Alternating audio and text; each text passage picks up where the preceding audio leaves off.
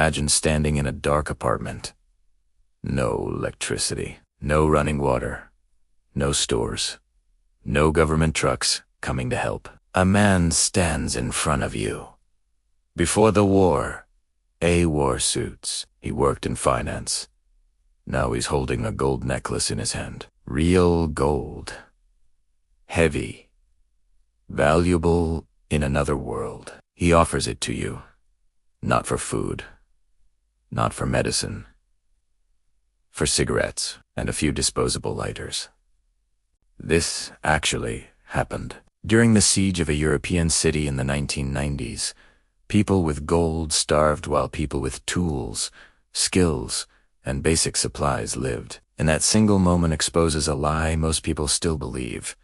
That wealth equals money. That security equals savings. That gold equals safety. Tonight, we're going to dismantle that belief, not with theory, but with documented collapse after collapse, across continents, across centuries. And by the end, you will understand why a small set of practical income streams and survival assets outperform gold every time when systems break. Setting the stage, when money stopped, meaning anything modern people assume collapse is slow. It is int.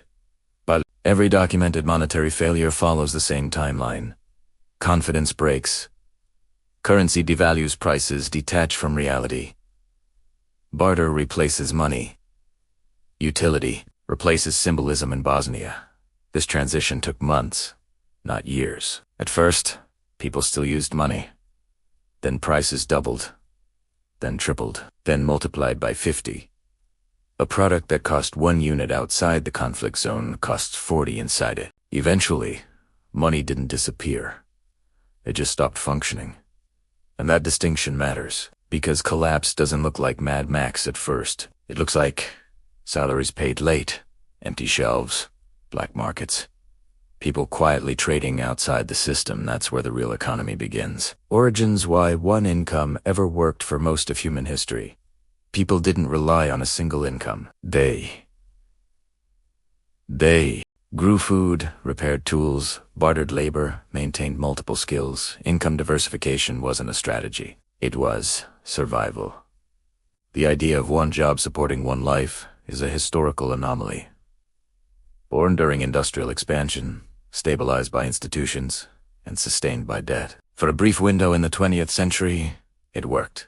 But only because companies absorbed risk, governments backstopped failure. Currency held trust, energy was cheap, populations were young when those supports weakened.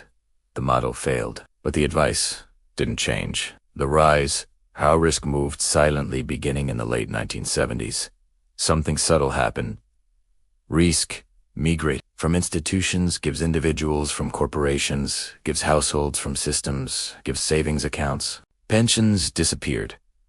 Job tenure collapsed. Healthcare became personal liability, but people were still told, focus on one career.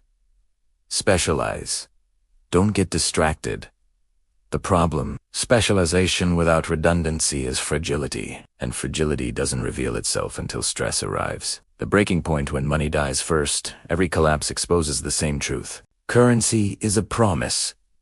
When trust breaks, promises evaporate. Argentina froze. Bank accounts. Lebanon, Iracid. 98% of purchasing power. Venezuela hit inflation levels so absurd that people stopped counting zeros. In every case, governments acted fast. Citizens had days, not months. Savings were trapped, or outlawed. Money didn't protect people. Utility did. Fallout. The return to Barter. When money fails, economies don't stop. They revert. People exchange. Fish for rice, vegetables for flour, coffee beans for fuel, labor for medicine. Why? Because barter doesn't require trust in institutions, only trust in usefulness. In Venezuela, hardware stores accepted crops. Fishermen traded directly. Backyard gardens became income currency. Wasn't scarce. Relevance was. The failed fix: why gold disappoints in real collapse. Gold's problem isn't value. It's timing. During collapse, You can eat it. You can burn it. You can repair anything with it. You must convince someone else to want it. People don't want symbols when they're hungry. They want calories, clean water, medicine, fire security. In real collapses, gold trades at desperation prices. Not because it's worthless, but because survival outranks future wealth. Gold shines after stabilization. Utility matters during chaos. That difference decides who lives comfortably and who doesn't. The survivor's land, skills, tools, history is painfully consistent. During the Great Depression, urban workers starved. Rural families survived, not because they were richer, but because they were productive. They grew food, preserved harvests, repaired clothes, bartered skills, victory gardens, produced nearly half of America's vegetables during World War II. Not ideology, necessity. And the data backs it. Farmland outperformed stocks during crises. Low volatility, real output, direct consumption. Land produces value even when markets don't. The real currency skills, the most valuable assets during collapse, aren't stored. They're embodied. Skills that never lose demand. Food production, repair, medical care, preservation, construction, mechanical knowledge. A skilled person carries their wealth everywhere. No confiscation, no devaluation, no counterparty risk. That's a form of income no central bank can erase. The small items that beat big systems. One survivor of urban siege made an observation that destroys modern prepper logic. Generators failed where they needed fuel. They attracted danger. But small items, lighter soap, antibiotics, batteries, hygiene supplies, they were silent, portable, tradable, replaceable. Fire is fire, whether it comes from a $5 lighter or a $5,000 generator. In collapse, simplicity beats sophistication.